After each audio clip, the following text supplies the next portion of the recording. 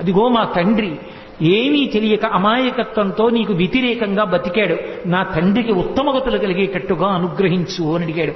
ఏనాడు నీ తండ్రి నా వంక చూసి స్తబ్దుడయ్యాడో, ఏనాడు పట్టుకుని పైకెత్తి తొడల మీద పెట్టుకున్న